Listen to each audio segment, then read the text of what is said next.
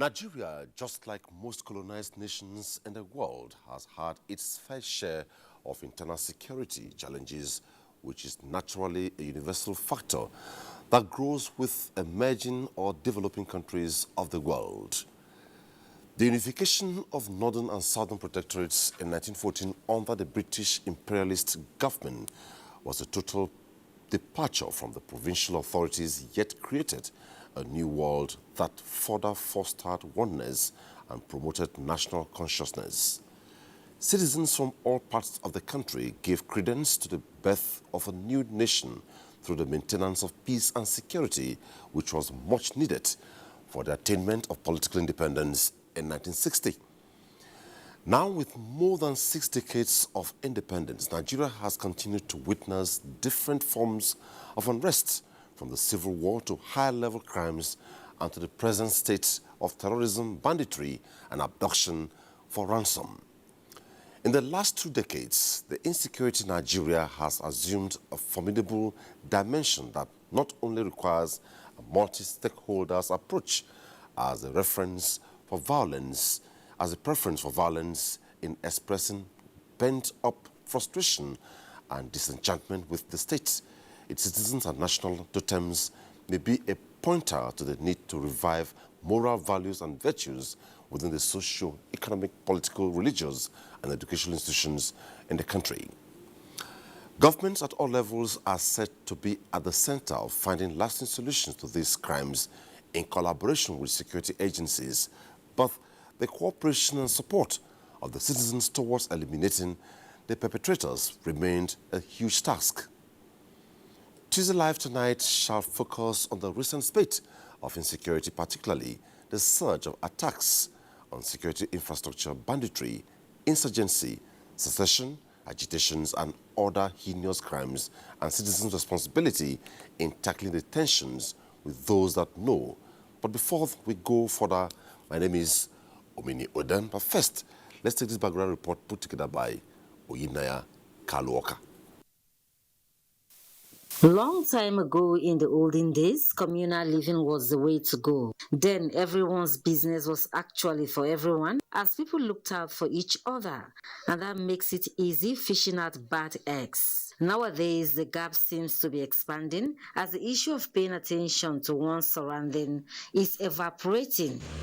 Here is Garki Village, a popular community in Abuja Municipal Area Council, not far from the city center. This community is home to different people from different parts of the country and beyond, living together for years. Well, I've been staying here for quite a very long time. I don't think I know what most of my neighbors do.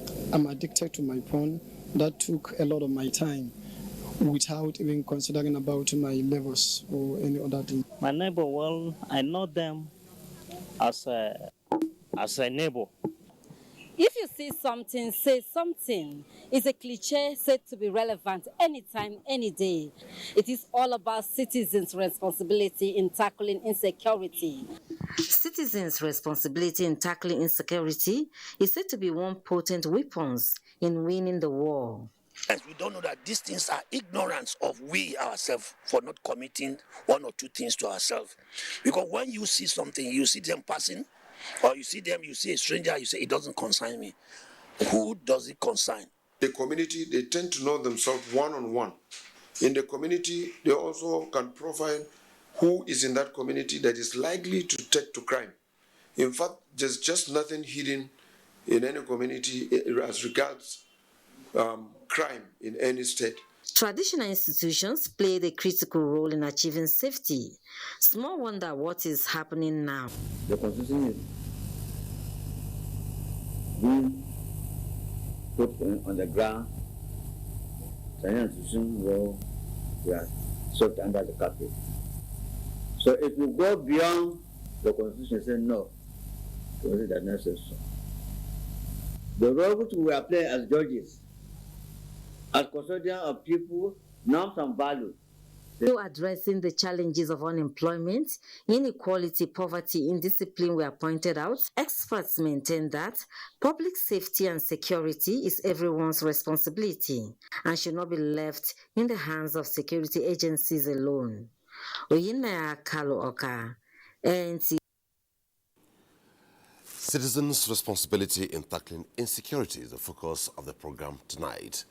At some point, as the program progresses, our phone lines will be open, and if we're true to you, please turn down the volume of the television set and raise your issues, ask your questions, and our team of guests will be available to address them. Also, you can be part of the discussion tonight through our Twitter handle at Tuesday Live NTA. Just in sustaining the conversation tonight, we shall be dotting the landscape of Nigeria to bring you up to speed of developments, all in keeping faith with the topic tonight, which is citizens' responsibility in tackling insecurity. We shall be going to Lagos, Oka, Ilorin, and Enugu tonight. I'm being joined tonight by a team of guests in Abuja, beginning with the Commandant General, Nigerian Security and Civil Defense Corps, Dr. Ahmed Abubakar Audi, MNI. Welcome to Tuesday Live. Thank you, sir. Also tonight, we're being joined by the AIG in charge of federal operations, Johnson Kokumo. Good to see you on the program.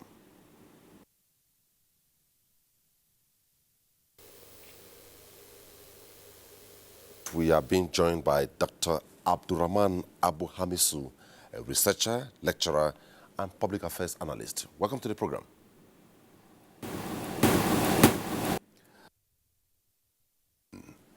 Well, Commander General, let me begin with you with this very simple.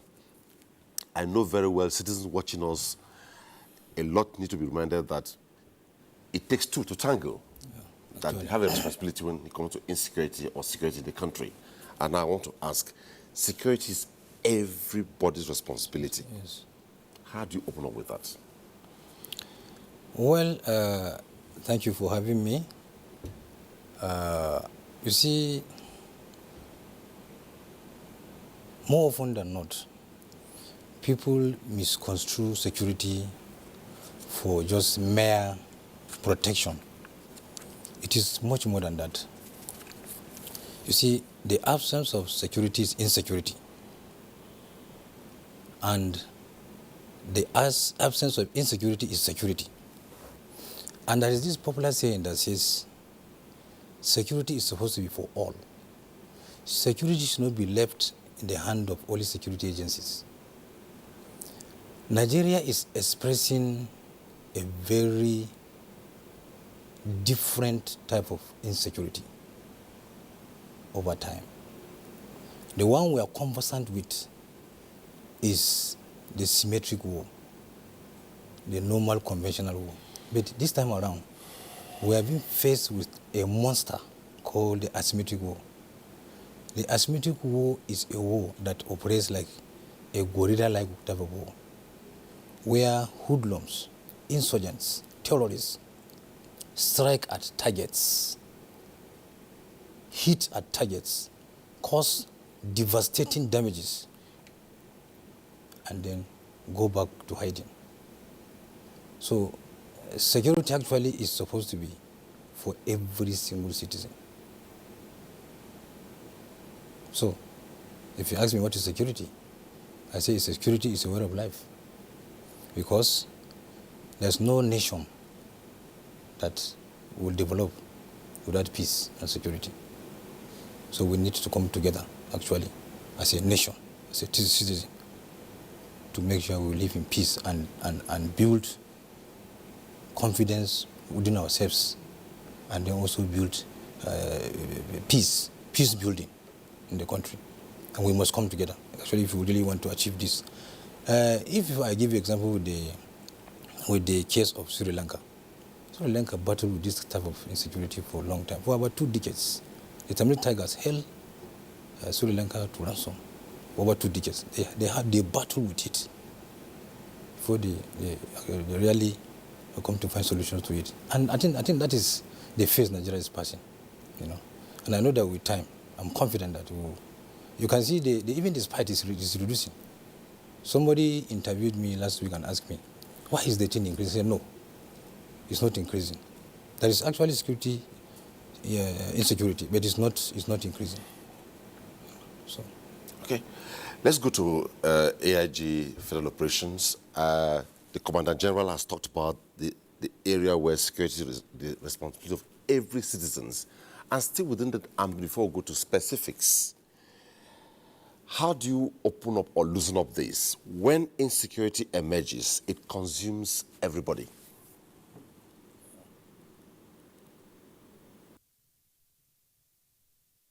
I want you to come again with the question, as you are not too clear at my end here. And I simply said, if security is the responsibility of each and every single citizen, like the Commandant General has explained, and I said, how do you loosen up this puzzle? When insecurity emerges, it consumes everybody. When we have insecurity, it becomes problematic. The problem cuts across religion, it cuts across ethnic group. So it remains a fact, incontrovertible fact, that security is the business of all and sundry. At the level of the individual, at the level of community, at the level of local government, state government, federal government, all tiers of government, everybody, of course, has one thing or the other to do as civic responsibility to ensure that we all remain in a secured environment. Okay. Dr. Hamisu, if this has been established and when insecurity emerges, it consumes everybody and security is everybody's responsibility. If we throw a pebble in the market square, it does not know who is Yoruba, who is Igbo, who is Hausa, who is Tiv, who is Efuk, who is Ibibio, who is Idoma. So it means truly that we as a people, we owe the government the responsibility, just like the government owe the people the responsibility. In simple terms, what role should the citizens be playing? Thank you very much. It has been established, and there is no need to overflog the issue that security is everyone's business. I used to say that in an environment of security, where people are secured, everybody is a potential beneficiary. And in an atmosphere of insecurity, everybody is a potential victim. Therefore, it is one of the cardinal responsibilities that we all owe to ourselves and to the nation to work together with all the security agencies to ensure that we create the kind of environment we want to live in. Security agencies and agents are not miracle workers. They rely on the communities, on the society, on individuals to provide them with information necessary for them to perform their roles and responsibilities.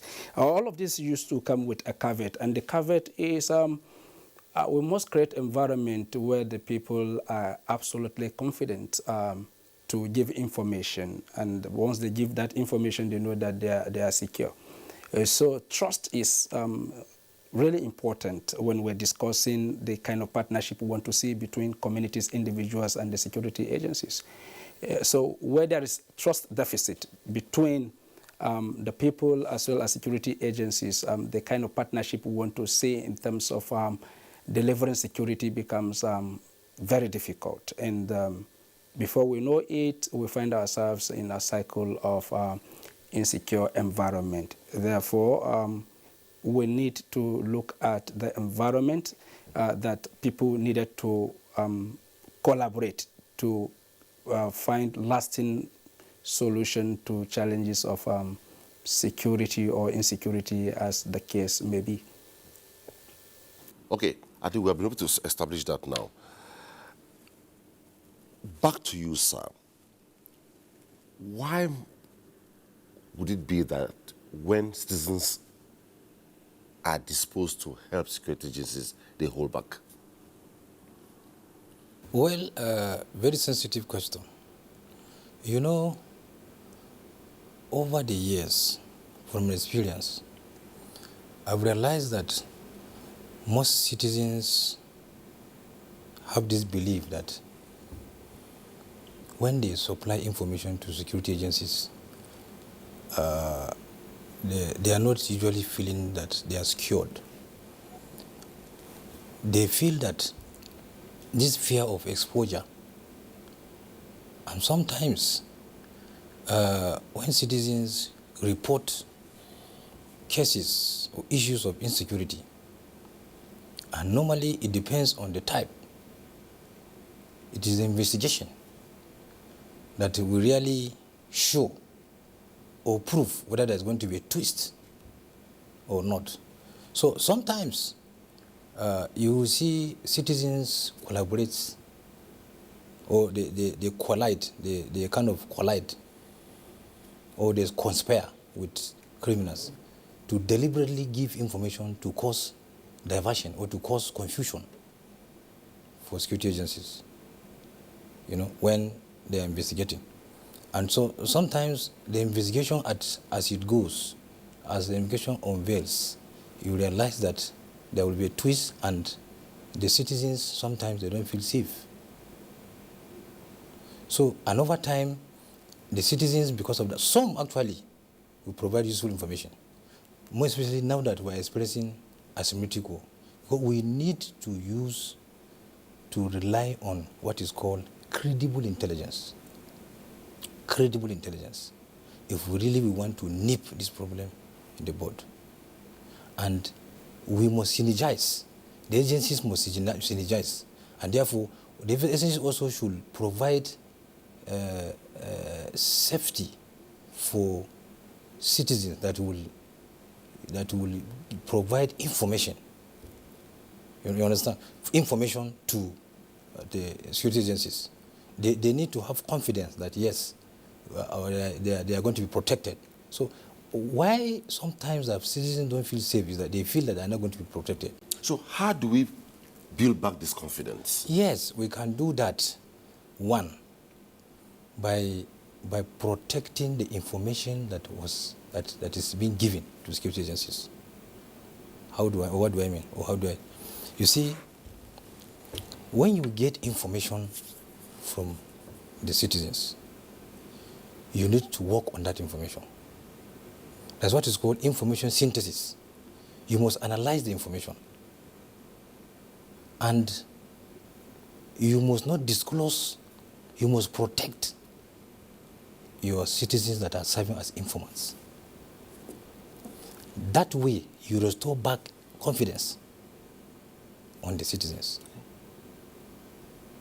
And then the relationship between citizens and security agencies, especially communities, traditional rulers. In those days, when we were kids, any visitor that comes to a village, the traditional ruler must know. It is the citizens' responsibility to report to the traditional ruler. We have a visitor in our midst. We need to check. We need to vet. The communities, the citizens will vet. We vet ourselves. That situation is no longer in practice. We have lost that value. So until we are ready to restore back those values in us, even the citizen, it will take us time to go out of this quagmire. Okay. Dr. Hamisu, listening to the Commandant General of the Nigerian Security and Civil Defense Corps, he has hinged on what you have raised: restoration of values, building back confidence, and the trust deficit. Now, how do we attain it? How do we achieve total trust between the citizens and security agencies? I mean, that is a very fundamental question. I bet you there is no simple answer to that. The reason is that we've lost this value long ago. A lot of things have come to play.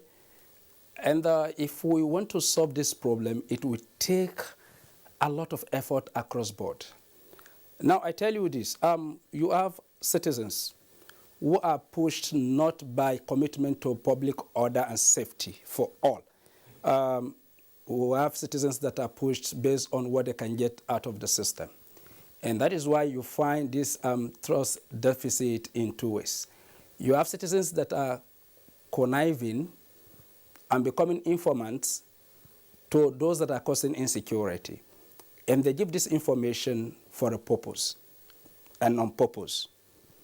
And that is why kidnapping has been so successful in this country, where you have neighbors spying on neighbors. You have people that you think don't even know about your movement, monitoring your movement and giving information to your assailant.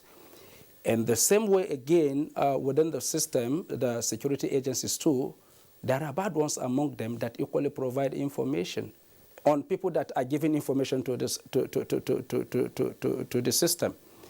To the extent that sometimes somebody goes to jail and the person comes back and say to you that I know you were responsible because you provided information that led to my arrest and prosecution.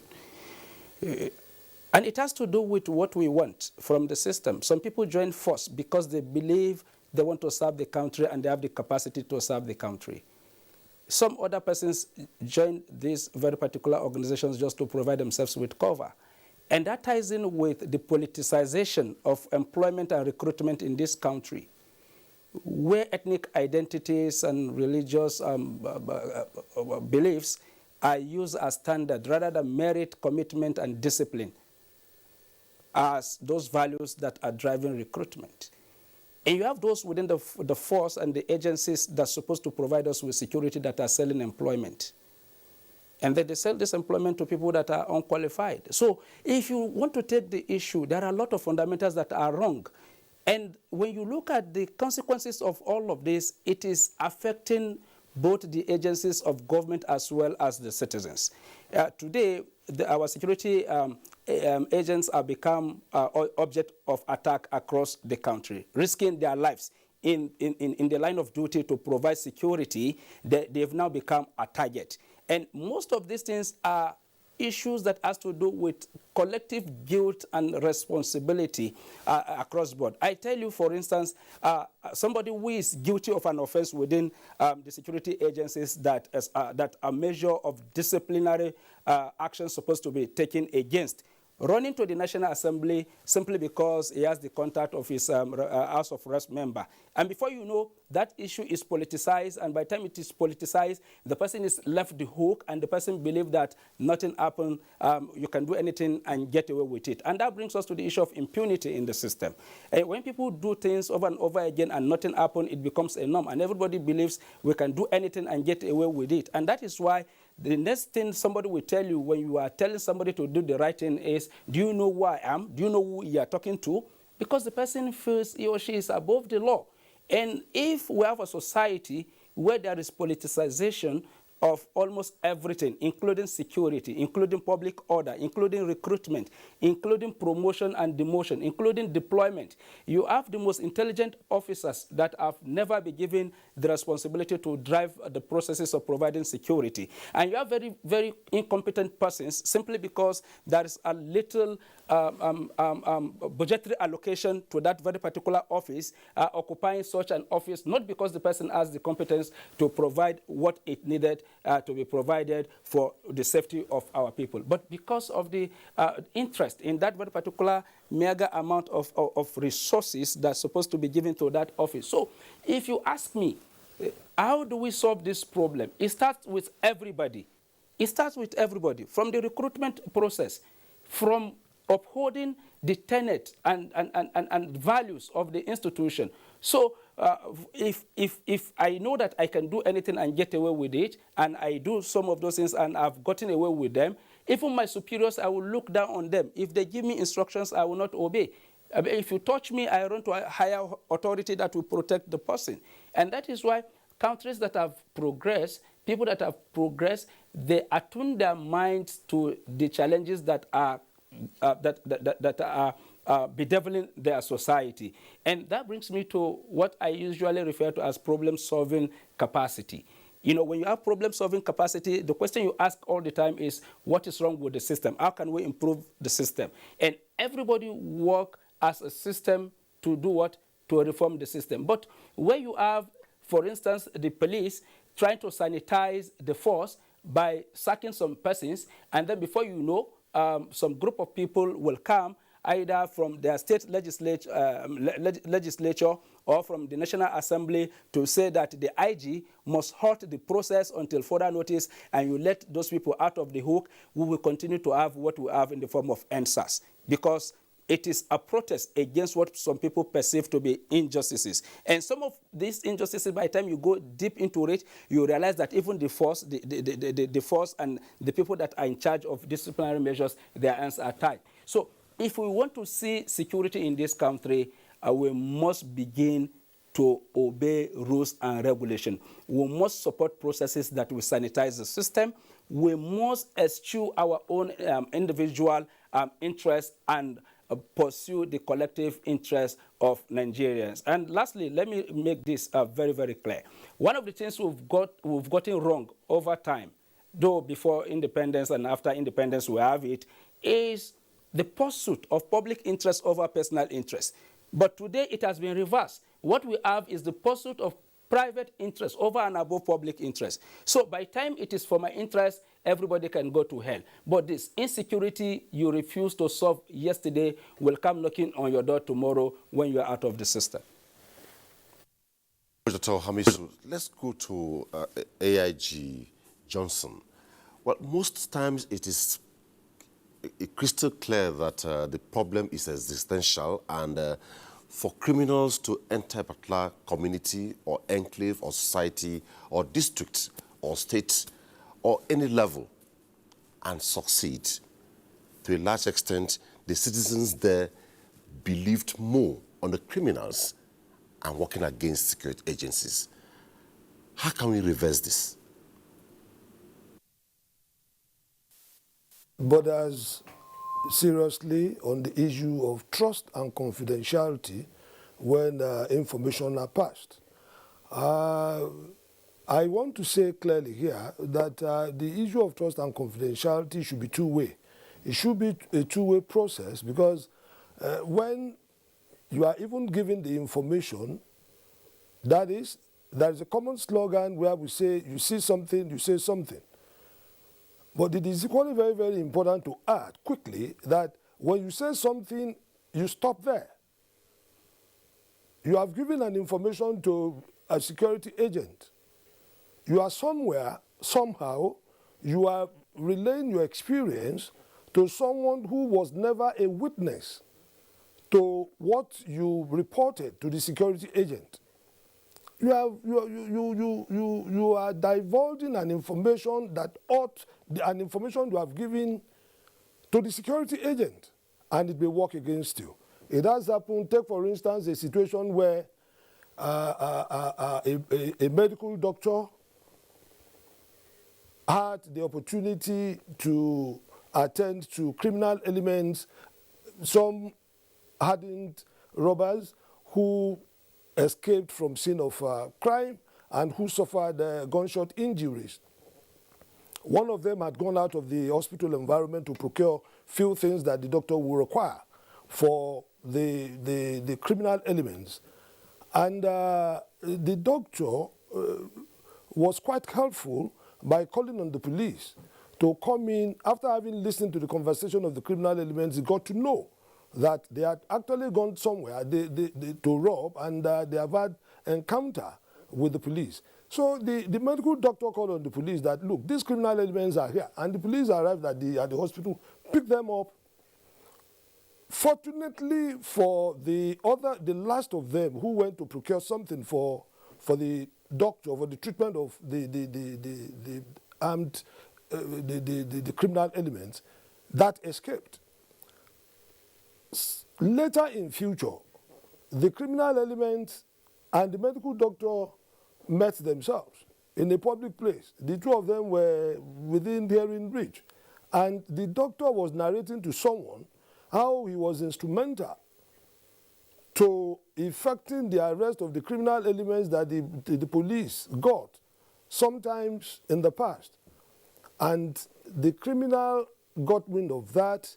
He left the place, thereafter planned against the medical doctor. So what we are trying to say is this. The medical doctor had actually done a very, very good job. What is expected of a responsible citizen, in fact, part of our civic responsibility is to give information. So when the information is given to a security agent, restrict it, let it remain there. You don't really need to go further, telling some other people what you have been able to do, or how much you have been able to assist the police, or how much you have been able to assist the security agencies in giving information. It is very, very, very, very, very key. Thank you. Still on the matter, our Twitter handle, you can be part of the conversation tonight, is at Tuesday Live NTA. And in a couple of minutes, our phone lines will be displayed on the screen. But let's proceed. Commandant General, let me read this copiously. Being vigilant in your community, thereby observing the activities going around you and reporting those activities that will pose security challenges to the security operatives concerned. That is one of the roles of a responsible citizen. Of course. But why are they not doing it? Yes, you see, a lot of factors. But really, this is because the citizens are not feeling safe. Why are they not feeling safe? You see, I have told you from when I started that there's this popular saying that says, a hydra-headed problem requires a very rugged octopus solution. We're experiencing a different type of conflict, and the conflict is called asymmetric. Now, these guys are highly trained. They are trained. And they also know the importance of intelligence. So many a times, they also have the intelligence that monitors those informants who give information to the security agencies. And many a times, they go after those informants that give information to the security agencies. And they attack them. So that scared the citizens. They no longer feel safe. If I give this information, will I be spared? So can we will change it not this? leaked? How can we change it? I have told you that we must go back to basics. Okay. We must go back to our values. We must respect our laws. We must fight injustice. Injustice. There is a lot of injustice in the land. When you say these fellows have their sophistry, they are very sophisticated. Yes. They have a way, they have the intelligence of monitoring informants or monitoring citizens who cooperate with security agencies. And we want us to change the narrative, we want to change it by you say, so we have to do something about it. We can't remain this way forever. Yes. You see, one of the solutions is to fight this thing head on. To face it head on. Just like the Sri Lanka. Sri Lanka used intelligence to fight this war, and they got it right. We must provide credible intelligence, and we must take action immediately. When intelligence is provided, we must take action if we really want to solve this problem. And you see, Nigerians are good people. If you go abroad, you see how Nigerians behave. Nigerians are people that have achieved a lot. But one begin to wonder why back in our country we are not really understanding the context of our problem. So we must go back to basics. We have to change our attitude. You know, the attitude of the elites is another very central problem. The elites. I can give you an example. I was a deputy commandant when the insurgency broke out in the northeast, specifically in Yobe. That was around 2008-9.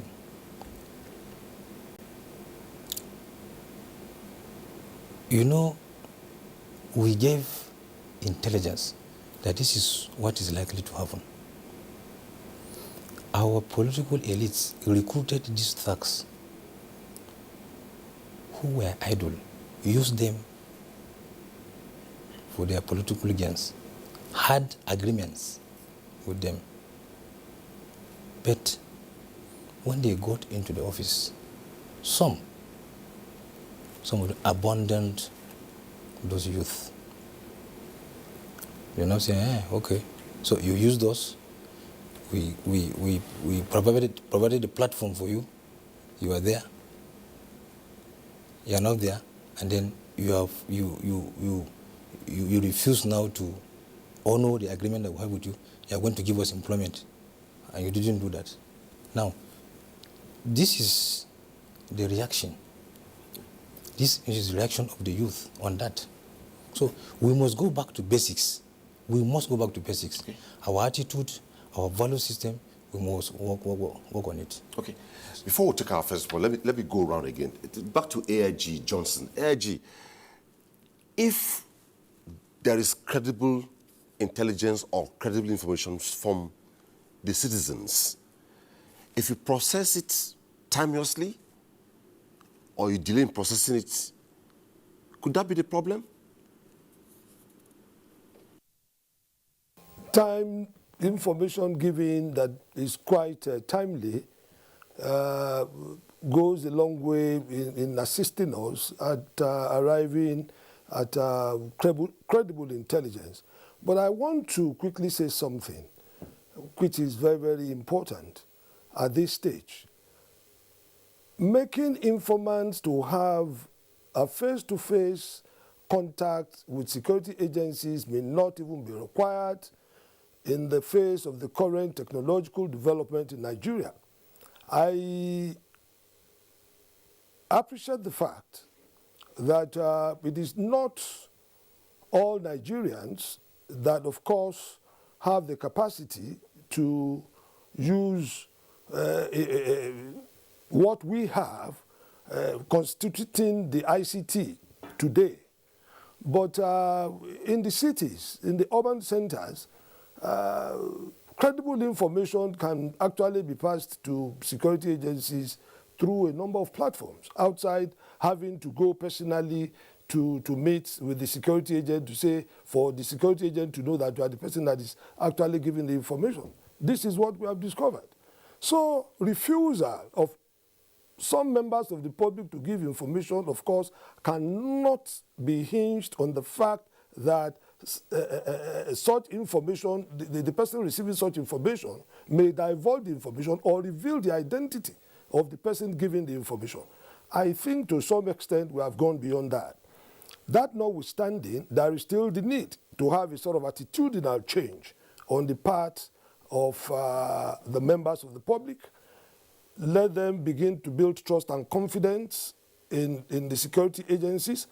And of course, the members of the security agencies too should begin to develop some trust and confidence in members of the public, particularly those who are willing and ready to give information. But then, it is very, very important, it should be noted, that information given does not really need to be a face-to-face affair. It can be done through technology. And when that is done, confidentiality is maintained, the true identity of the person giving the information is not given in any way. And it even assists us to do more. And the moment such information, timely information, the moment such information are received and processed, necessary action will follow to ensure actionable, because we have to process such information. It is not all information that are quite actionable. You have to process the information to really discover the extent to which the information is credible. It is at that level that the information becomes actionable intelligence. Okay, AIG, still on you. As much as we agreed, not all information is actionable, but where the information is actionable and nothing is done, is it possible it could dissuade a very patriotic citizen from cooperating with the security agencies? That can be a source of serious, it may go a long way to discourage a serious-minded citizen. But I want to say this clearly, that no serious-minded security agent, no serious-minded officer will receive such actionable intelligence and refuse to take necessary action. We are not happy to see our men being slaughtered like rams on daily basis in various attacks, in various encounters with men of the underworld. So no responsible officer will receive actionable intelligence and will be lackadaisical about it or will ignore it. There wouldn't be any logical reason, no logic behind it. So all officers will always be willing and ready to receive actionable intelligence and swift into action because we are waging war against the criminal elements. Thank you so much. Hamisu, quite disturbing as I sit and you sit over there with the AIG and I'm here with the Commandant General, I feel so secured and I believe you feel it the same way. But quite disturbing when you find a scenario where the people work against the security agencies that are supposed to be protecting us. Lately or recently, what you get is information on news reports about attack on security infrastructure, police stations, military bases, all that. How can we check this? How can we depart from this and go back to status quo? No matter how you want to look at it, you still have to come back to government and the security agencies. The first category of persons, or group of persons that ought to take the initial step towards restoring confidence and building trust in the system is government and government agencies. We've interacted with communities. We've gone on field work to evaluate some work that has been done around issues that has to do with justice, police reform, and so on and so forth.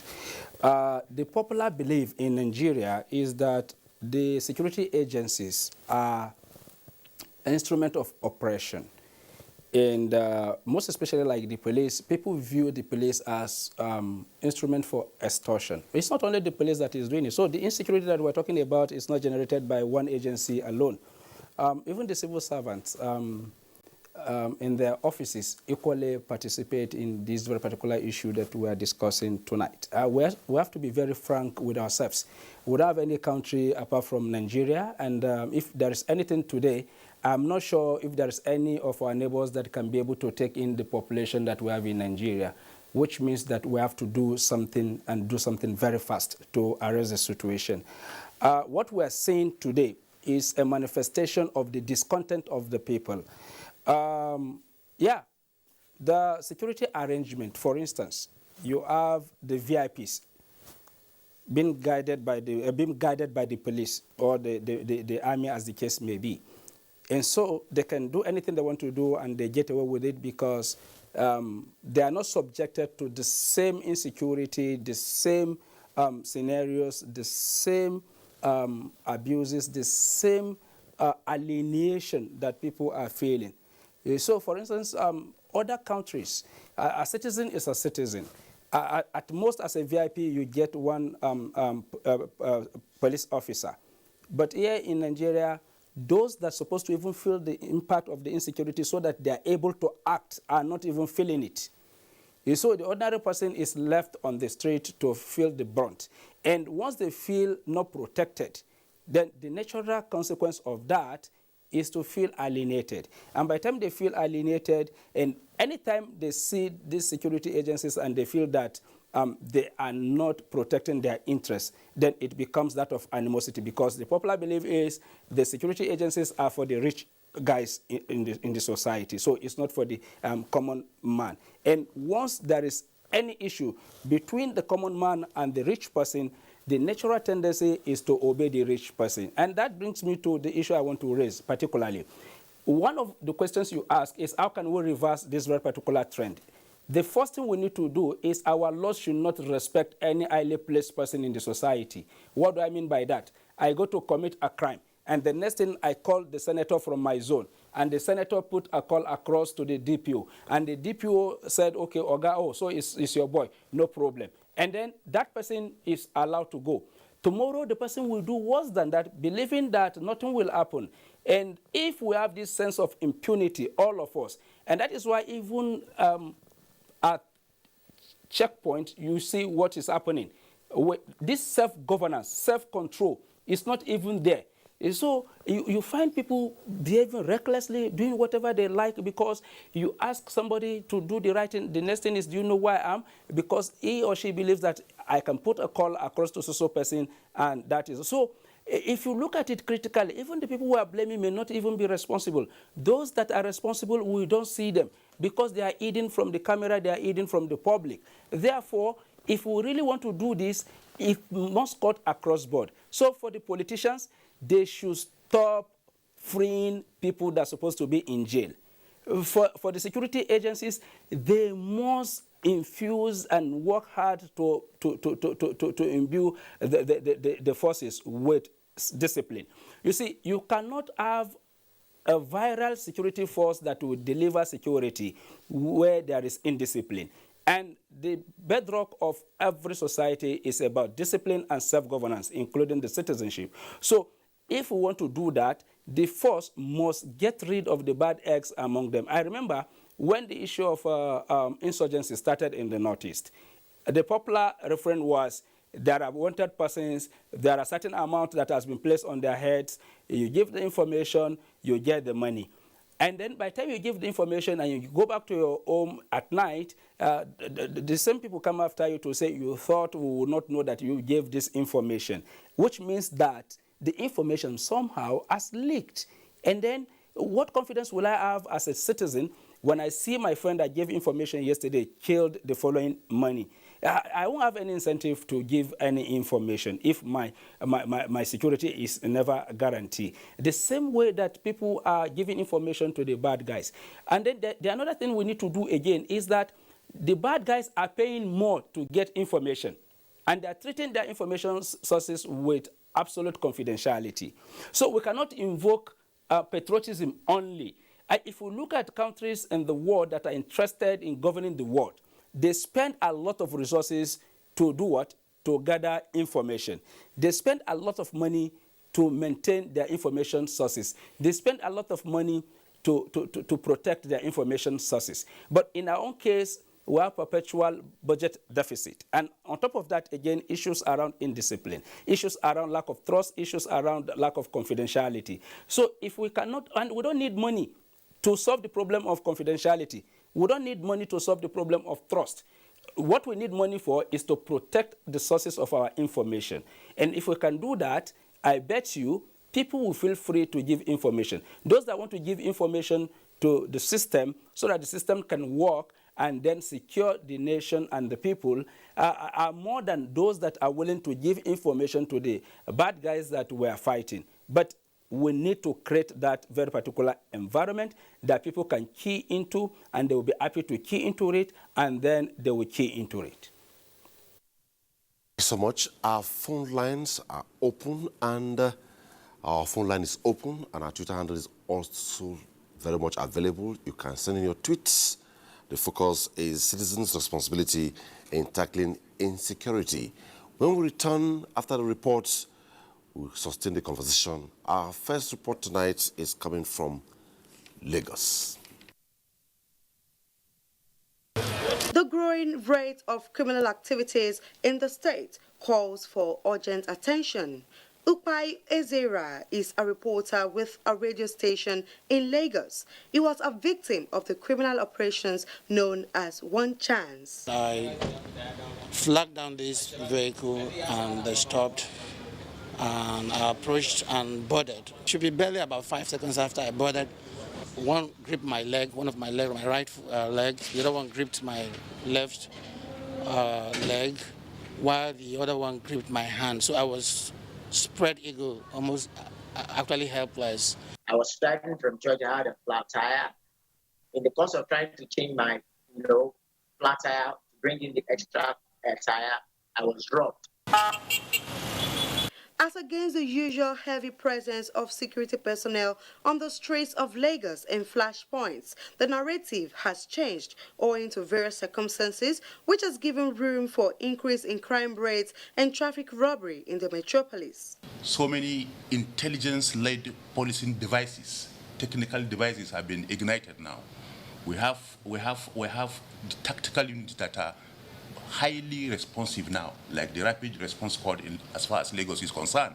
In these trying times, what are the security tips expected to help residents to address the growing menace of insecurity? One thing we have to do, number one, we have to start organizing ourselves.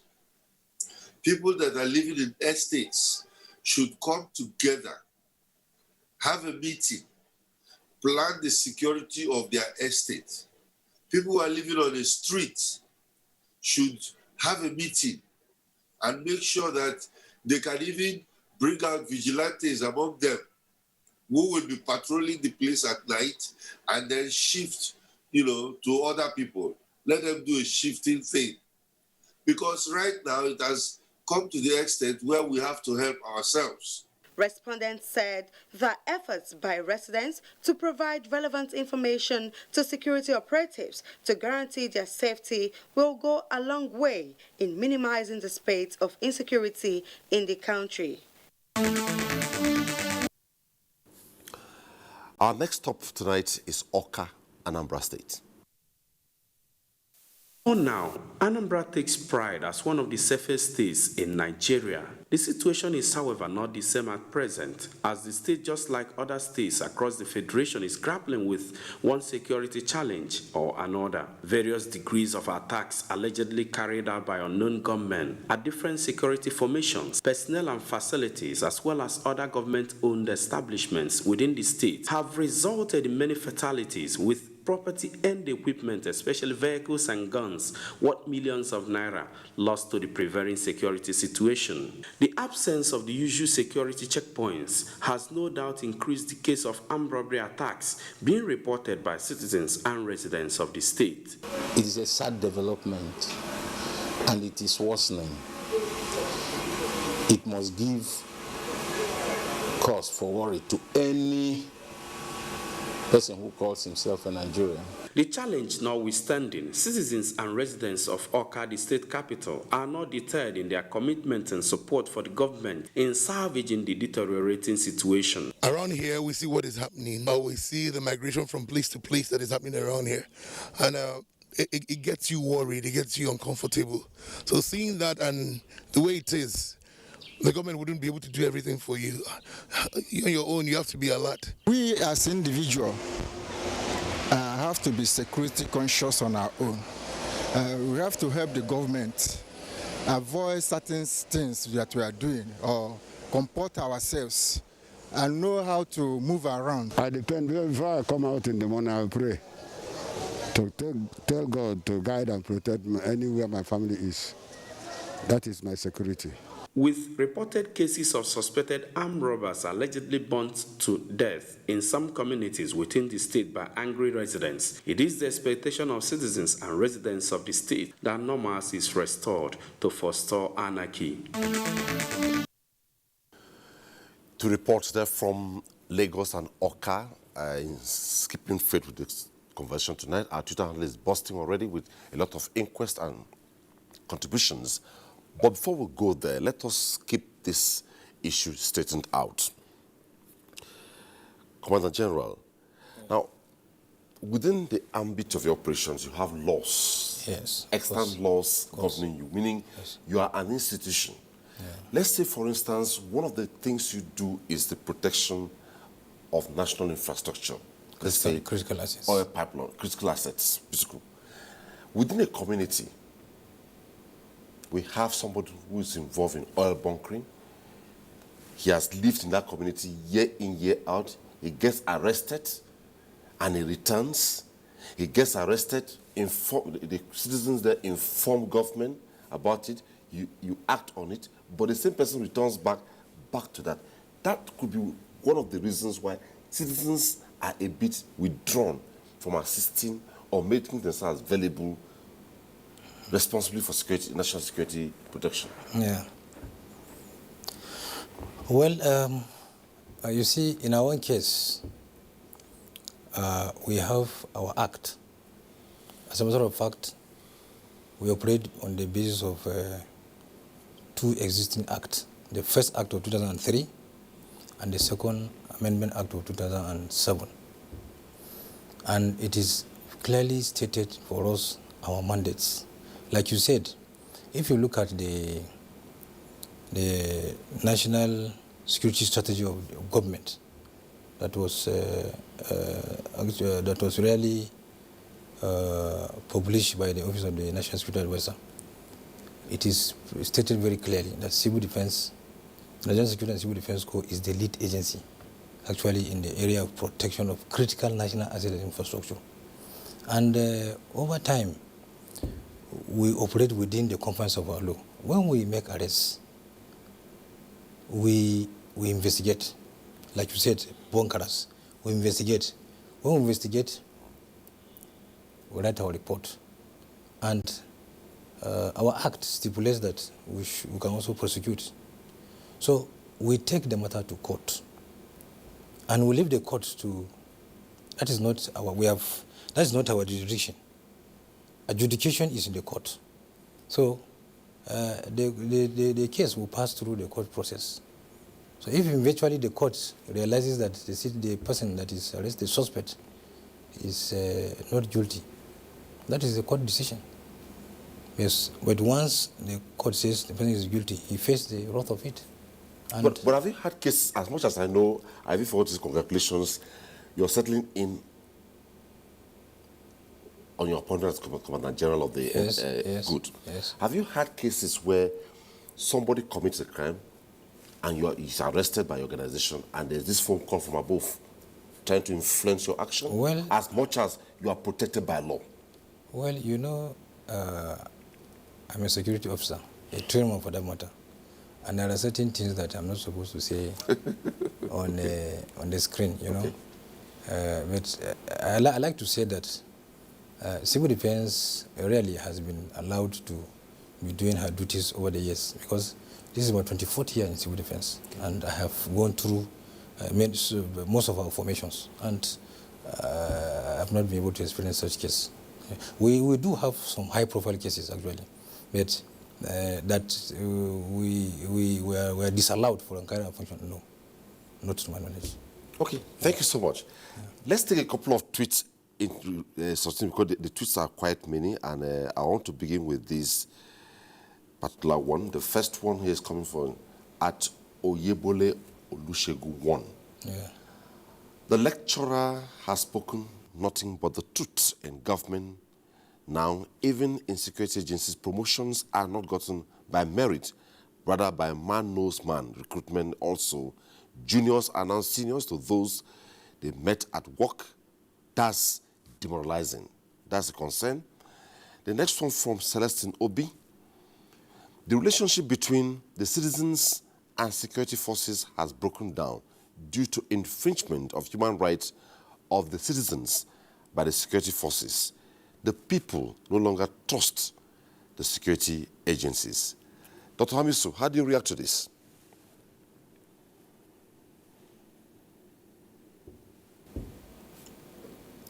To get there, we need to tell ourselves the truth that we need to know.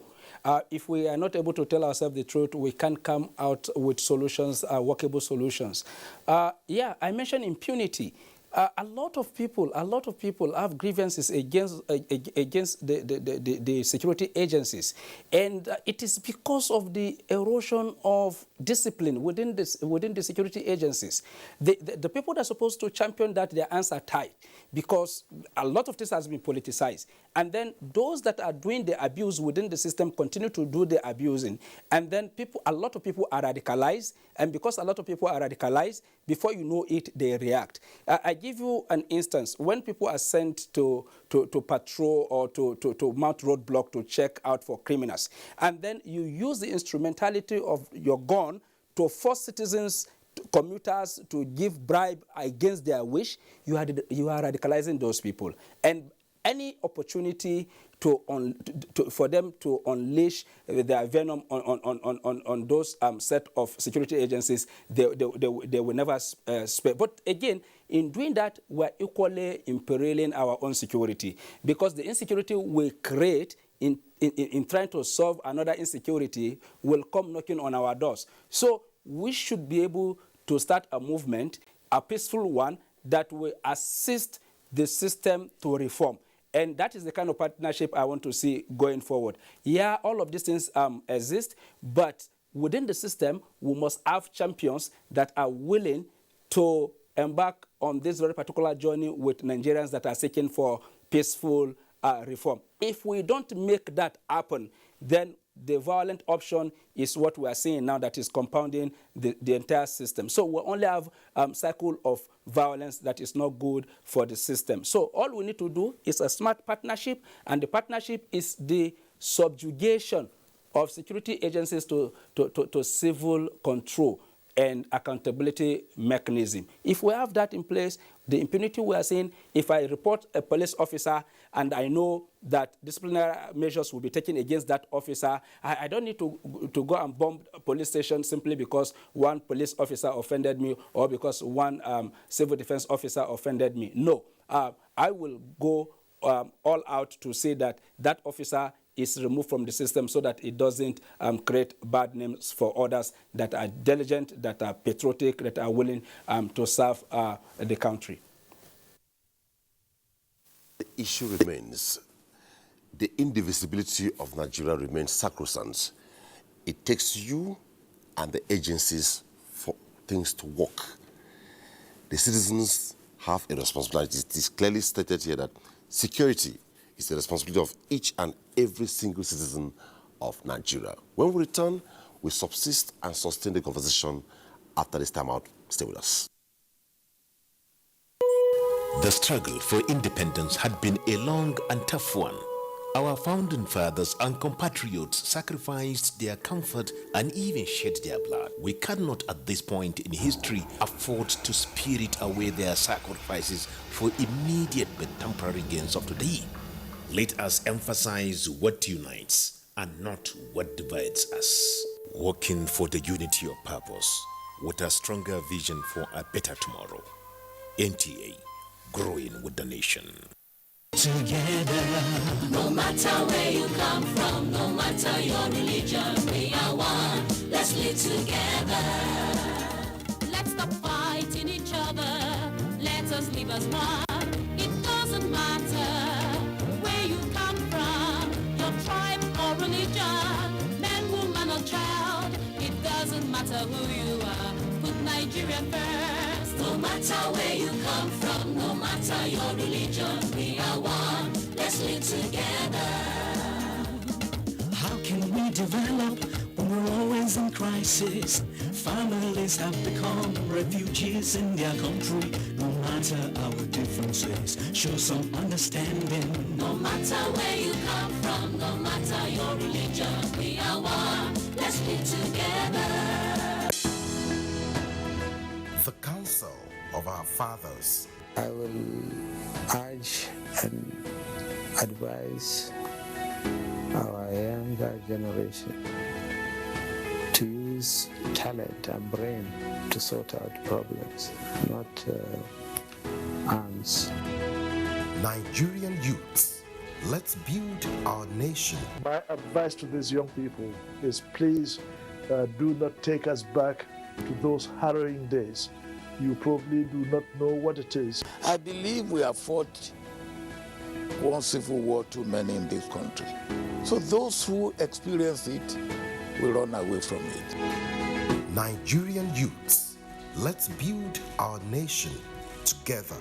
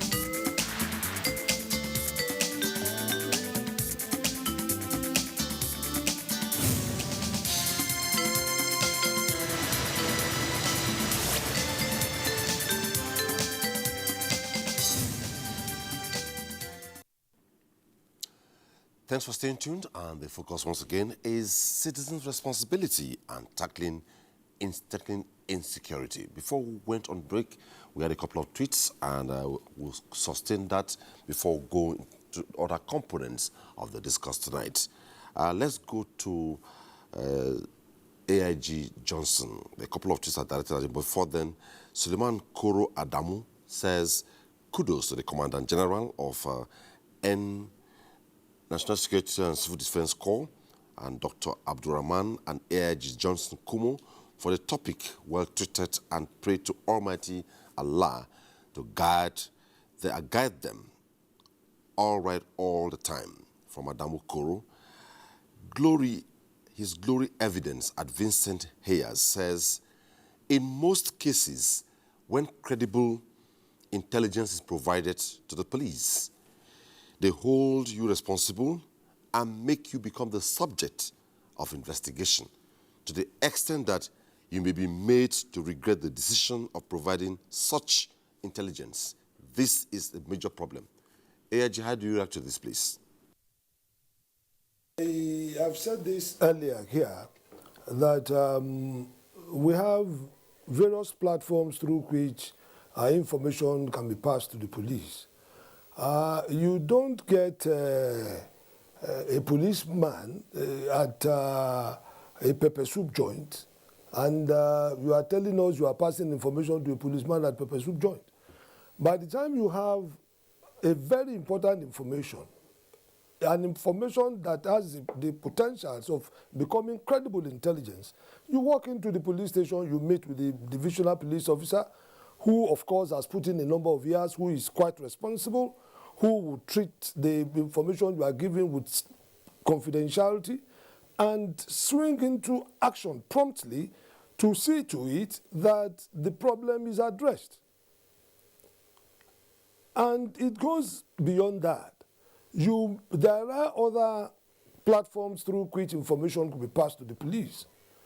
We have distress call lines, we have complaints response units, through text messages, through WhatsApp messages, Twitter, Instagram. There are a number of platforms through which you can even pass your information without necessarily making it a face-to-face affair.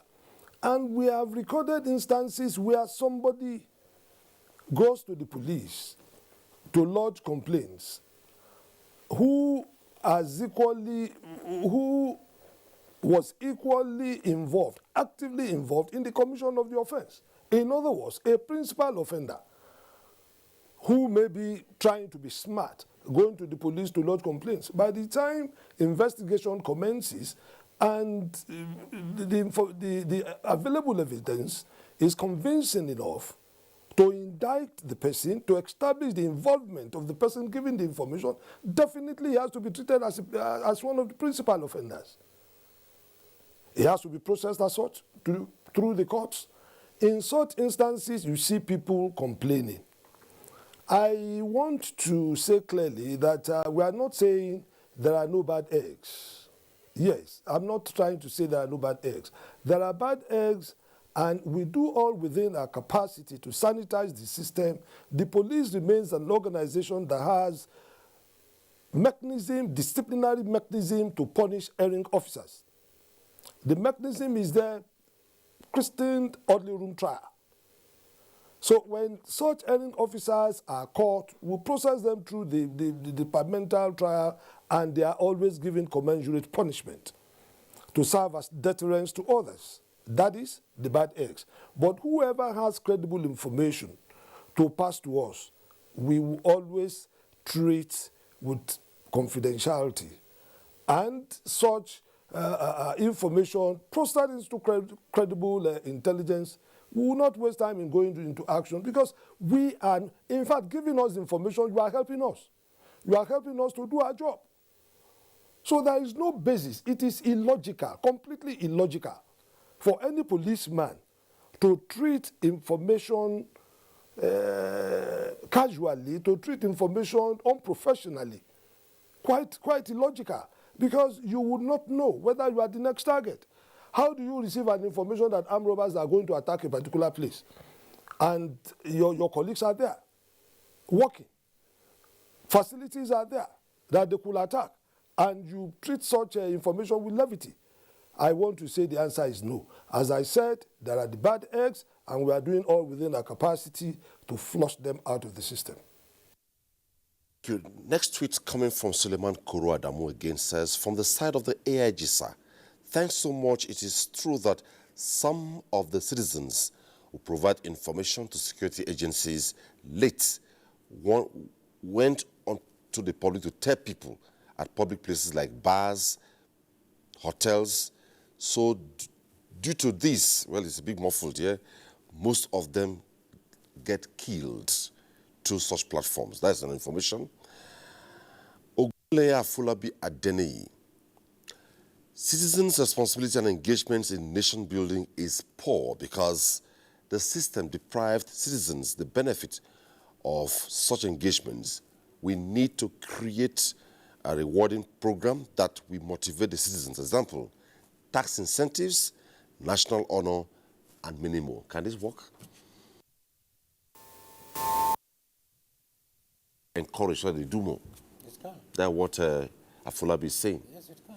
It can. Because it's really this worked in some of the countries around.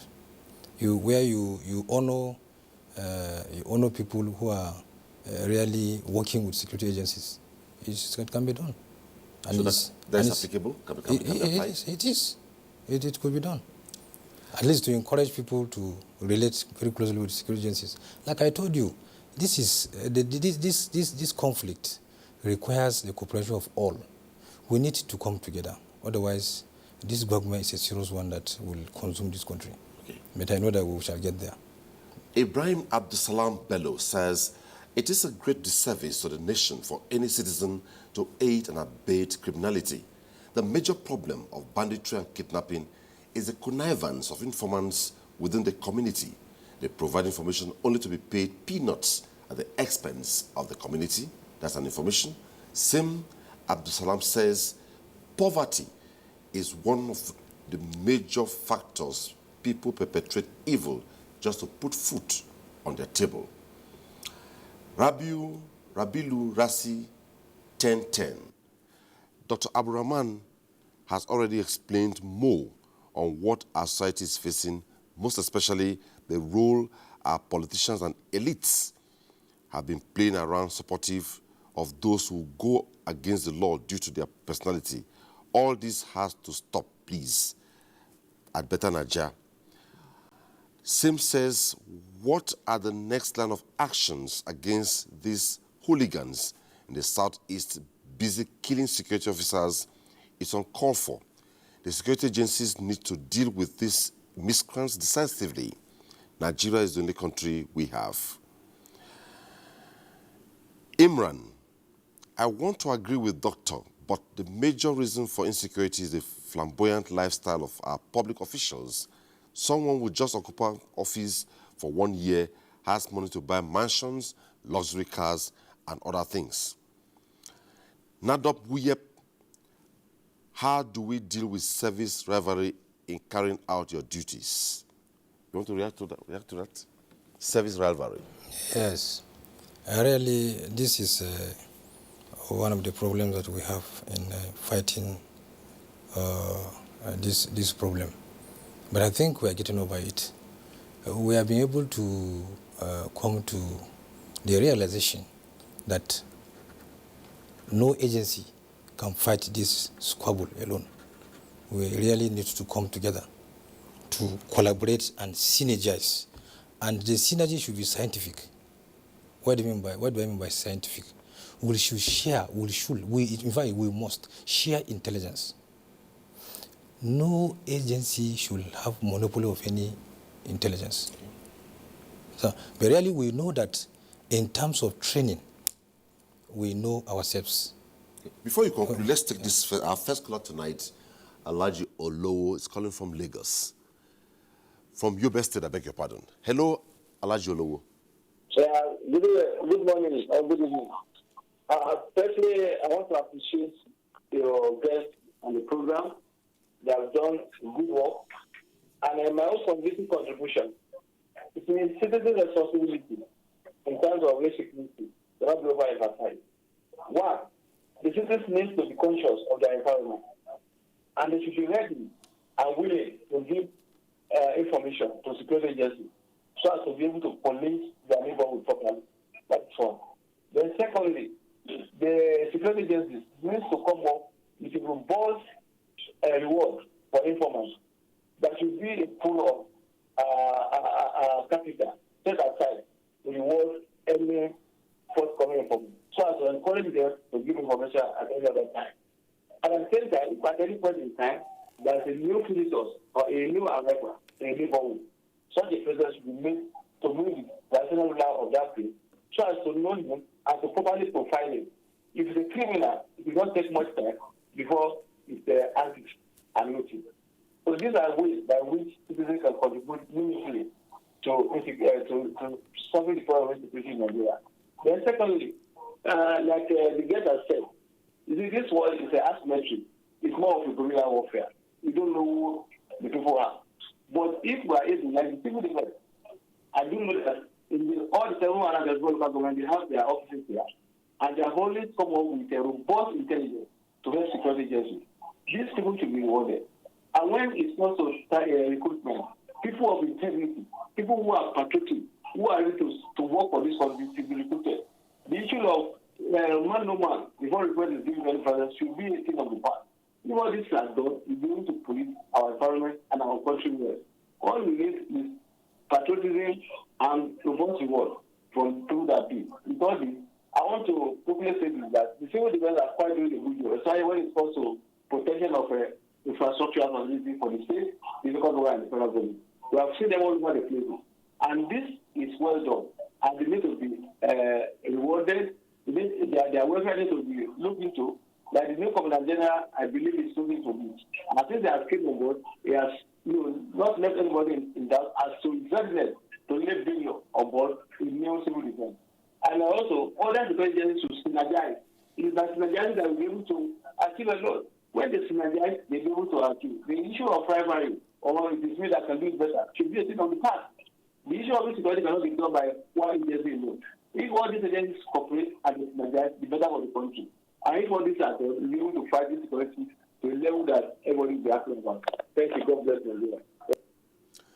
Thank you so much. That was Alhaji Olowo calling in from Yobe State. Before we take our next reports, let's quickly clear these tweets. Omemanyo says, the rot in Nigeria stems out of religion, and until religion is tackled holistically in Nigeria, Nigeria will continue to nosedive. His glory evidence. I'm of the opinion that just like the police, the Nigeria Security and Civil Defense Corps should try to have a rapid response squad across the nation to help or assist the police in responding to the issue of community reports, because so many times when something is going on before you report and get, well, it's a bit muffled. How do you respond? Do you have this plan? Yeah, well,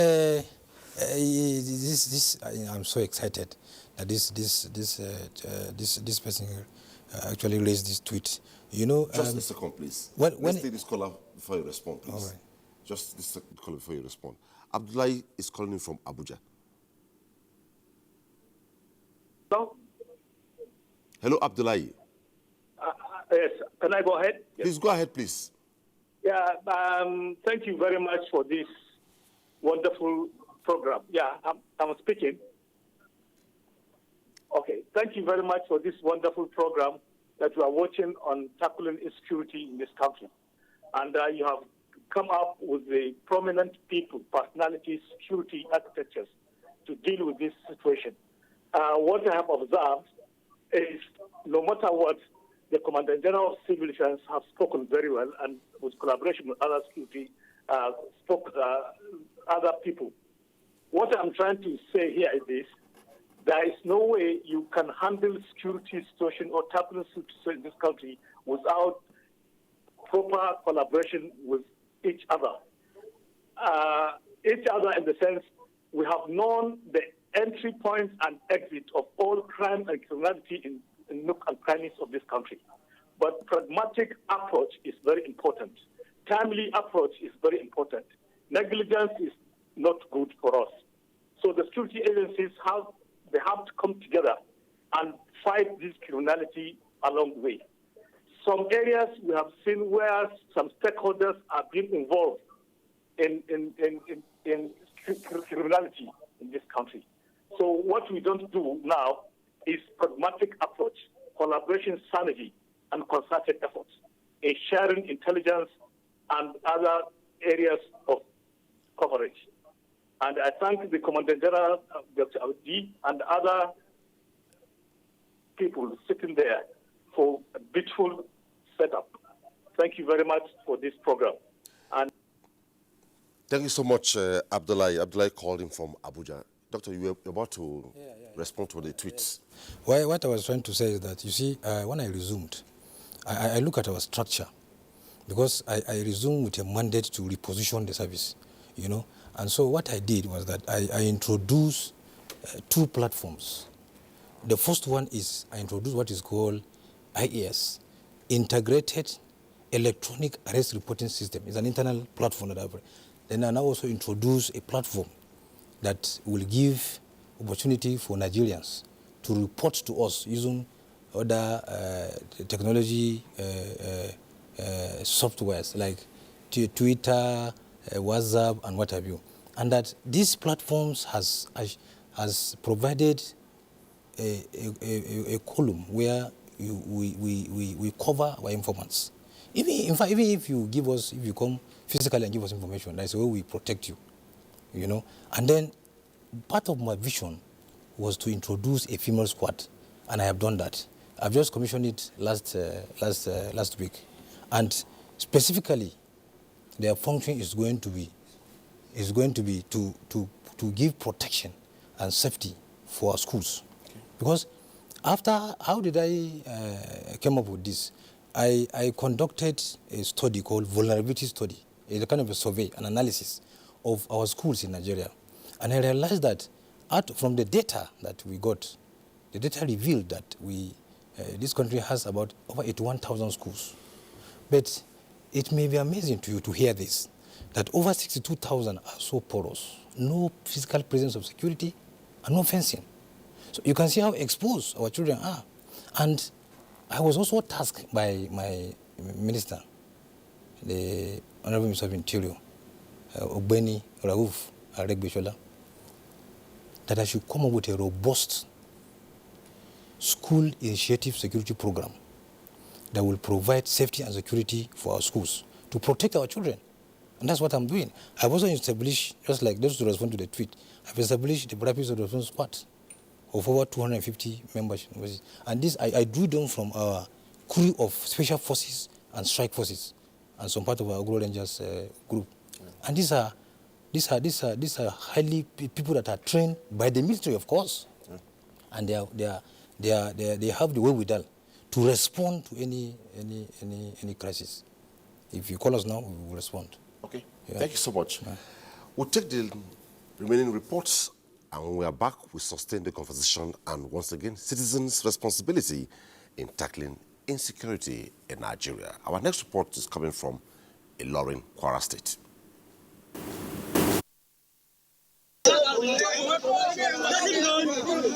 This person was apprehended at Patigi, one of the 16 local government areas of Kwara State, by the community with illegal firearms and was handed over to the police for prosecution. This was made possible through synergy and cordial relationship between communities and law enforcement agencies in the state, as attested to by Kayode Familoni, a civil servant. The relationship between the general public and the security agencies, to me, is very cordial in Kwara State, because we see minimal cases of abuses and overbearing. You know, recently there was an issue of kidnapping along Eyonkore-Ogele axis, where the farmers was kidnapped then. I think within the shortest period of time, the people that they are kidnapped, we are rescued with the proactive action of our security apparatus in Kwara State. To avert frequent occurrence of kidnapping, and herders-farmers clashes, gradually thwarting the security architecture of the state. This has prompted security agencies to re-strategize its crime-fighting techniques by adopting active community involvement, 24-hour surveillance, and heightened border patrol. All we need to do is to continue to strengthen the basics that we have put in place.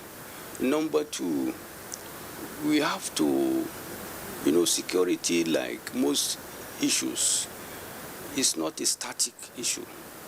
The scenario is continuously changing. So your ability to react, to predict and react appropriately to the unfolding situations matter. To synergize with other sister security agencies, we have the full support of the government. We have collaborative effort by traditional institutions and other security stakeholders and security communities in Kwara State.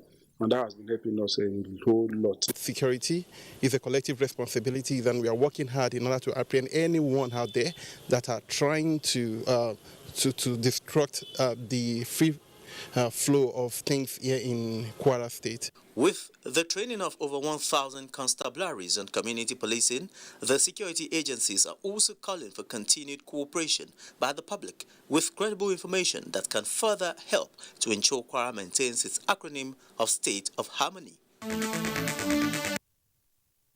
And our last report tonight is coming from Enugu. Is a nation made up of people from different ethnic and religious backgrounds and diverse cultures.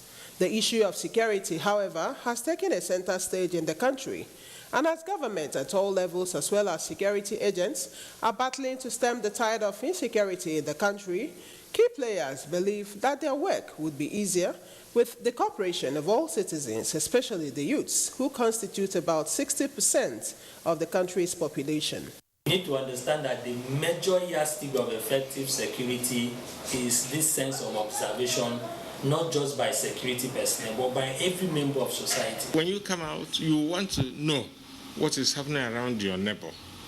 Sadly, some of these youths, who are the hope of the future, involve themselves in criminal activities such as armed robbery, kidnapping, banditry, to mention a few, and have chosen violence instead of peace and mutual coexistence. It is in view of this that key players are sensitizing them to have a change in character and values, as well as purge themselves of all vices that are inimical to national development. It's important that government must assist us to curb the spirit of violence in them. Through the church, we're able to talk to them. Yes, our advice as royal fathers always is that of peace, is that of tolerance, is that of love, and we cannot deviate from that. War is one thing that nobody will want to wish people anymore. It is one ill wind that blows nobody any good and will never yield the result we are looking for. It was also the views of many that the forefathers of Nigeria and other Nigerians have sacrificed a lot to keep Nigeria as one indivisible nation. Hence the need for all citizens, especially the youths, to play their part in nation building. Enugu is the last report tonight, and back to the studio. Let's go to AIG Johnson Kumo. What is the police doing, or what would the police do so that maybe in a matter of days or weeks, citizens will open up and will not see the police as an instrument of oppression, or instrument of extortion? That's the concern raised in this program. Much. As I said earlier before now, we have a mechanism for punishing erring officers. We have been able to organize reorientation programs, training and retraining of officers to ensure that officers who are out there do conform to best international practices.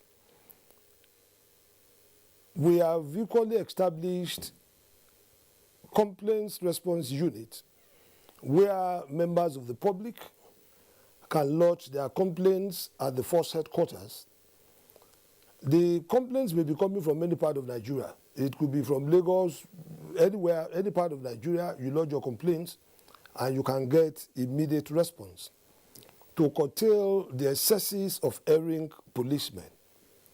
And above that, I want to quickly chip in this, that internal security, of course, should not be seen as the sole responsibility of the security agencies. There are, of course, several critical stakeholders. We have the government. When we talk about the government, we have the executive, we have the judiciary, we have the legislative arm of government. We have other sister security agencies, and all these critical stakeholders really need to work, really need to discharge their own statutory responsibilities, so that in collaboration with the police we'll be able to tackle this problem of insecurity. You can imagine a situation where we are not having effective laws from the legislature to tackle some of these serious crimes. If there is the need for amendment of our laws, I don't know why and how we cannot come together, put up such amendments to make sure that commensurate punishments are meted out to certain classes of criminals. If there are some other responsibilities of government from the executive side should also be seen, should also be handled with seriousness. Areas of funding should be carried out with seriousness. The wherewithal to work should equally be provided, so that we will be seen. It will be very, very clear that a conducive environment and an enabling environment is actually provided for the security agencies to work, particularly the police. The judiciary should equally be seen as doing its part. It's been said, the Commandant General of the Civil Defense did say earlier that where criminals are arrested and probably processed, investigations are carried out, processed through the courts, and thereafter the same criminal is seen outside, how do you explain such a thing? If the court says he is not found guilty and is discharged, is discharged and acquitted. In some instances, the criminal element is not even just discharged, it's equally discharged and acquitted. So all critical stakeholders, this is my stake, all critical stakeholders should be seen as doing its level best, so that we will all synergize, collaborate and cooperate to ensure that our system, our society is completely sanitized. Thank you. And just reacting, Munir Baba says, we have the #1 enemy that breeds insecurity called corruption from top to bottom. What he means here is that we Nigerians are the problem, not the country called Nigeria. Time will not allow him to elaborate on this, but a simple prayer is that we should try and change our attitude and perception on what others have gone through to be a stable and viable Nigeria. I do not want to cast a blame to any section or segment of the society, but to let us do the needful. That's coming from Munir Baba. Now, Commander General, before I go to Dr. Hamisu, part of the problem, like we have started, is the trust deficit. Most often, issues of public interest are privatized. How do we restore confidence, and henceforth, when an average citizen sees officers of the Nigeria Security and Civil Defense Corps, they are available to cooperate and not hoard information? Very well. A good question. You see, when I came on board, I realized that I really have to work on discipline, because discipline is so key and central to really making personnel to really perform their duties very effectively. So I introduced some form of training and retraining of my personnel, and I did that in tandem with the vision that I have for the service, because I have a vision to make Civil Defense Corps one of the best world-class organizations. And what do I mean? I like to see an organization that will exhibit or show or practice highest level of professionalism in dealing with the civilian populace. Just as the name implies, civil defense, I have introduced in them through workshops, regimental training, how to operate on the basis of our laws and then relate with Nigerians, citizens with civility. That way, you will restore confidence on the citizens. Okay. Yeah. Thanks. Let's go to Dr. Amisu. As much as it looks a bit bleak, but hope is not lost, I must say. Do you think value mind reorientation could work?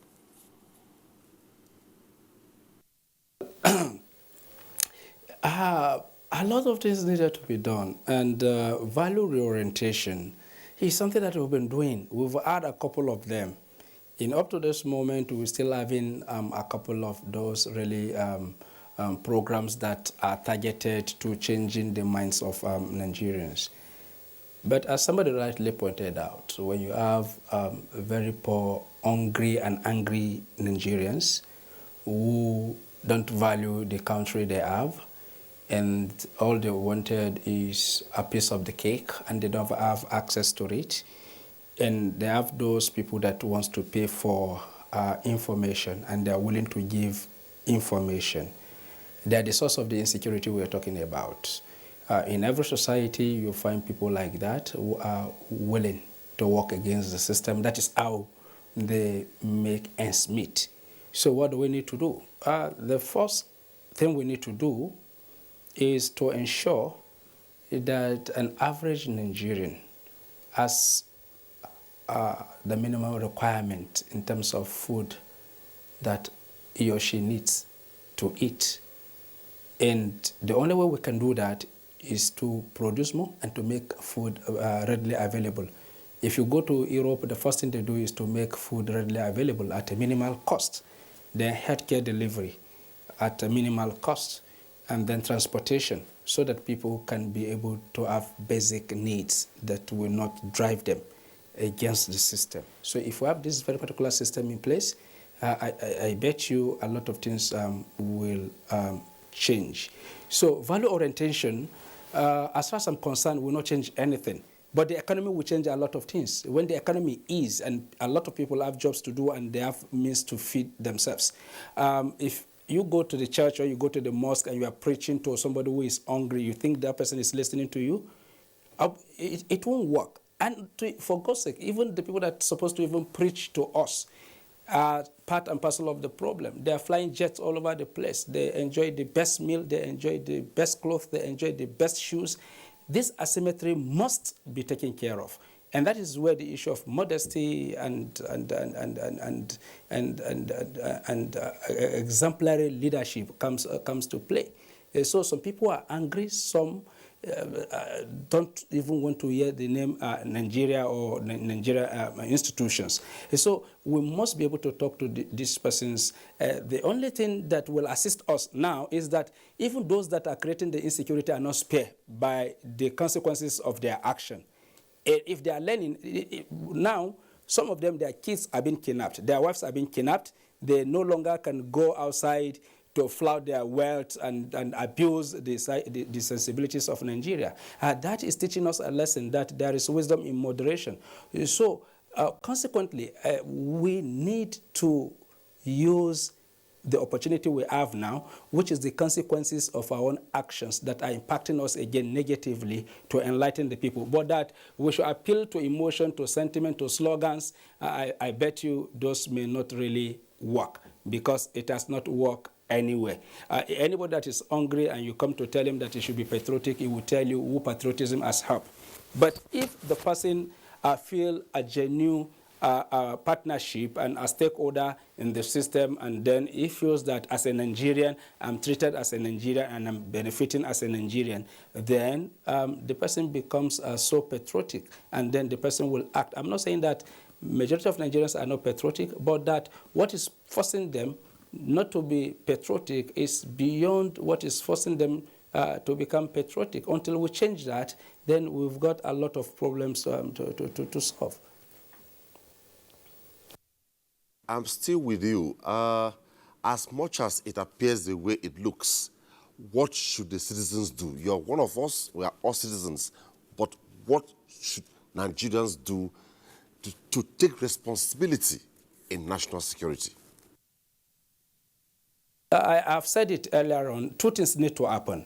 From the side of the security agencies, they must be able to convince Nigerians with their actions and inactions that we can treat the information you are giving us with utmost confidentiality and that your security is guaranteed. It's not mere saying it. You see, there is a connection between action, what people say, and the reaction that we get.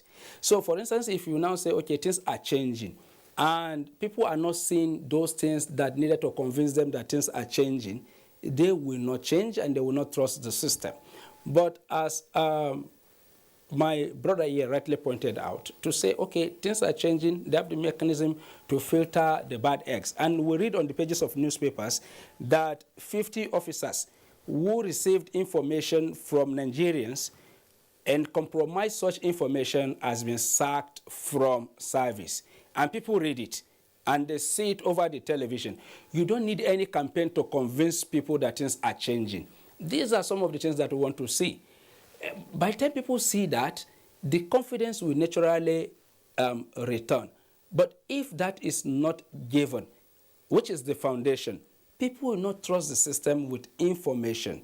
And then no matter how you are going to tell people to trust the system, they will not trust the system. So it all depends on what we want to see going forward.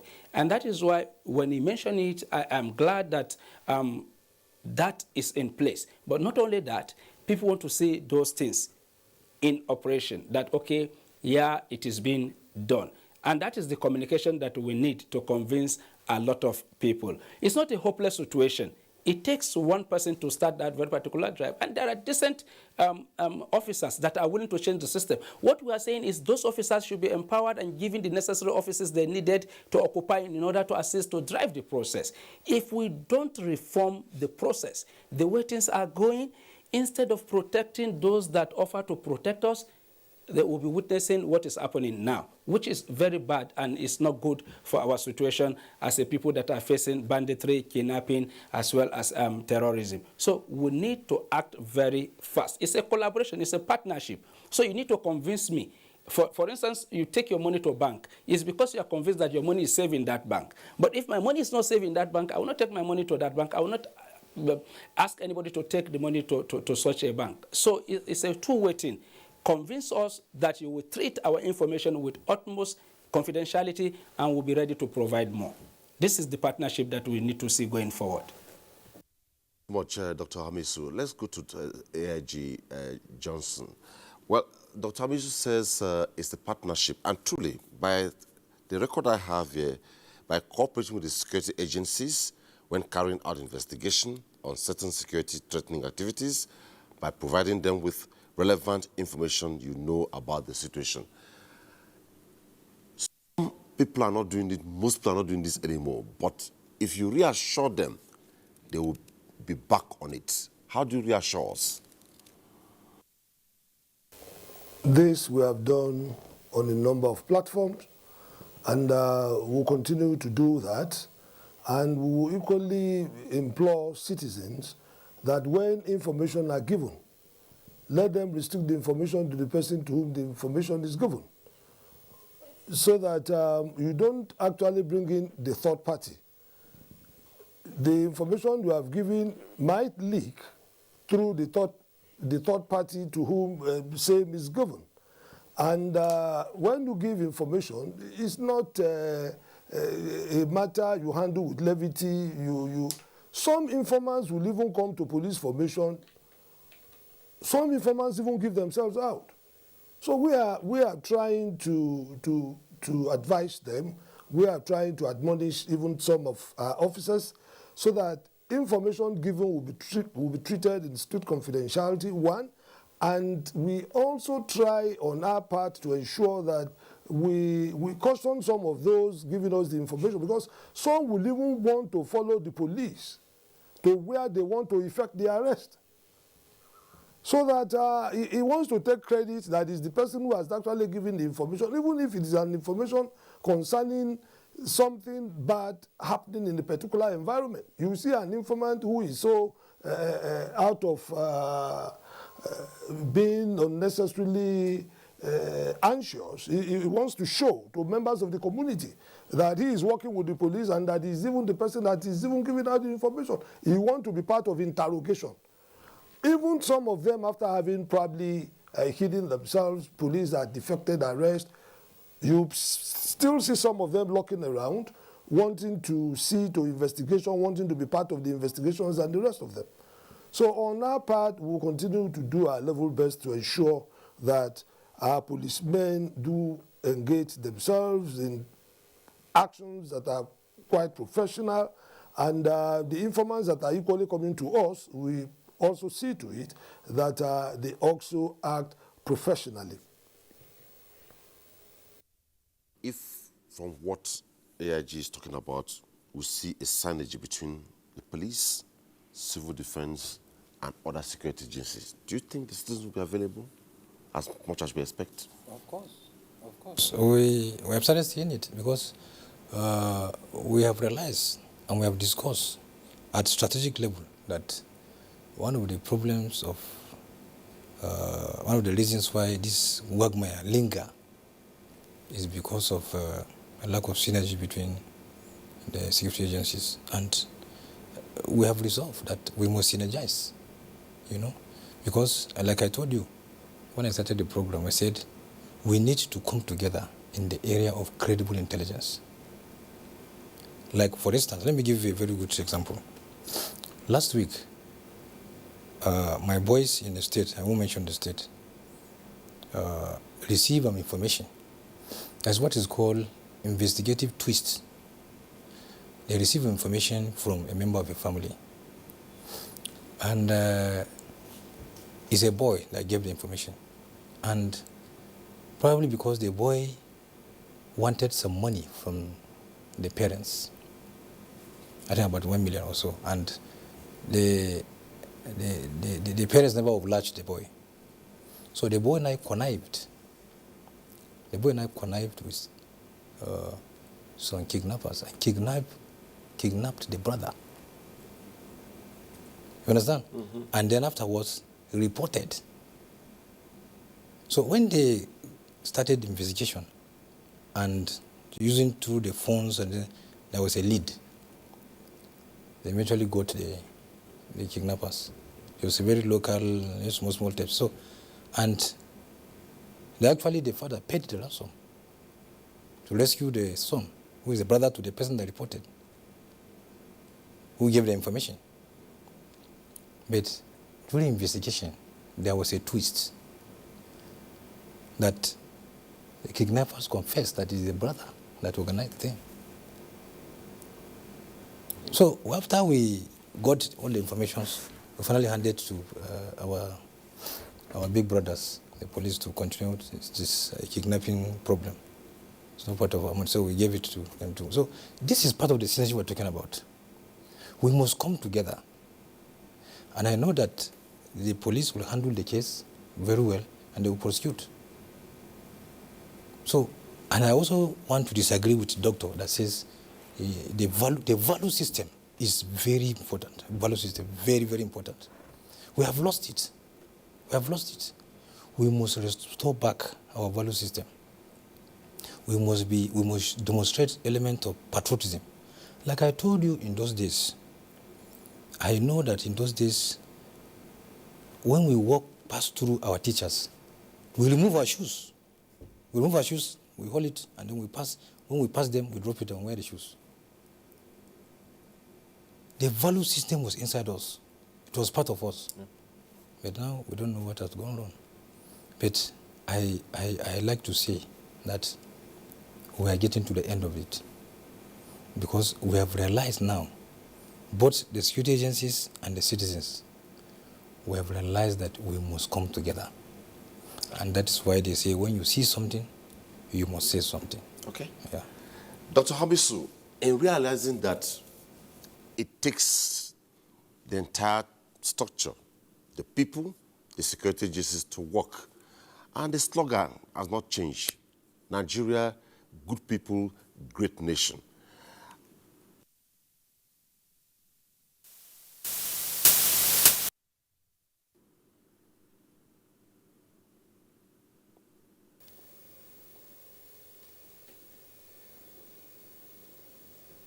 Dr. Hamisu, you got me? What I mean is, it takes the entire direction, everybody to work together for everything to work. And going by the slogan, Nigeria, great nation, good people, hope is not lost. We hope and believe that with all this, there is a direction we are heading. So what hope for tomorrow? The hope of tomorrow will come out from the ashes of the turmoil that we are going through today. It is telling us that we've traded the wrong paths. It shows that we've not been fair to ourselves as collectives. It shows that we needed to turn a new leaf in order for us to surmount the challenges that are facing us. So it begins with action. And what do I mean by that? Everybody must take responsible actions that communicate to every other person that, okay, justice, because one of the things I said earlier on is the way the system is radicalizing the people to pick up arms against the system, which is not good for the system and it's not good for citizens. So we must realize that, one, arms has never done anything perfect. It destroys before it rebuilds. But through quality engagement and dialogue, we can solve our problems. So if we realize that burning police stations will not solve our problems, but will compound our problems, first, government will need to rebuild those police stations. That means increment in taxation or increment in the amount of resources that government requires to rebuild those very particular formations. Okay, what about the people officers that have been killed? What is their offense? Because they want to protect Nigeria. And they are not the people that we could say, okay, they committed the offense for which they are punished, which means we are not even fair to the families of those people that we are killing, simply because they are wearing the uniform that we hate. So it's going to lead us nowhere. So the only thing we need to do is dialogue. And in this dialogue, we don't need to shout on ourselves and we don't need to be exchanging threats. We need to listen to ourselves to understand where the problem lies so that we can collectively solve the problem. So the future lies with us as Nigerians, retracing our steps to tell ourselves that, look, even if we use our public offices to amass wealth, we need peace and tranquility to enjoy those wealth. To the extent that today you can no longer go to a shawarma joint to sit and buy shawarma and eat. So what is the use of the wealth? In your homes, you are hiding your laptop, you are hiding your handset from people that will barge in and take them away from you. Is that what we want? So the principle that's supposed to guide us as a people and as a nation is the principle of live and let's live. So some persons will eat chicken and they'll be comfortable. Some people will eat a whole cow and they will not be comfortable. And then life goes on. So what we need to do is, what is due to Caesar, give to Caesar, unto the Lord, to the Lord. And before you know it, peace will return. All Nigerians want to see is that leader that will give them direction, that will convince them, not by words of mouth, not by sloganeering, but by concrete deliverables that they meant to change the system, and they're changing the system through their action. Once you do that, naturally, Nigerians will follow you. I want to respond to my brother, the commandant, that, look, right from Shagari period, go check history. We've been saying war against indiscipline. I've forgotten this Shagari's program that was It's green revolution that is coming to my mind. But it was meant for rebate. And what was it? That Nigerians should change. Change don't come through slogans. Change comes through concrete actions. People relate with their realities. So, for instance, when you have ulamas that are on the payroll of politicians that take them to Hajj and Umrah every year, that sponsor their children to abroad to study, and then that person come to meet me that whatever is happening to me is an act from God, I should be patient, that at the appointed time God will bring my own opportunity, and you think I will listen to that person? And that is why today you have neighbors spying for kidnappers against a fellow neighbor. So it means that even our relationship as neighbors, something is wrong with it. If we take our neighbors as our brothers and we do those things that we're supposed to do, not fencing our houses and caging our houses and treating our neighbors as lepers or as foreigners, such neighbor will be willing to die for you and will lay down his life for you. But when you talk and you say, be a good neighbor, and you are frying chicken in your house, and I can't even afford gari in the night, and you think we are good neighbors, no, there will be a problem. And that is where we are in this country. So everybody... I'm afraid I have to cut you there. Our time is up. Dr. Abdulrahman Abu Hamisu, researcher, lecturer, and public affairs analyst. It was nice having you on Tuesday Live tonight. Thank you for your time. Also, AIG Johnson Kokumo, AIG in charge of federal operations. It was nice sharing your time with us on Tuesday Live tonight.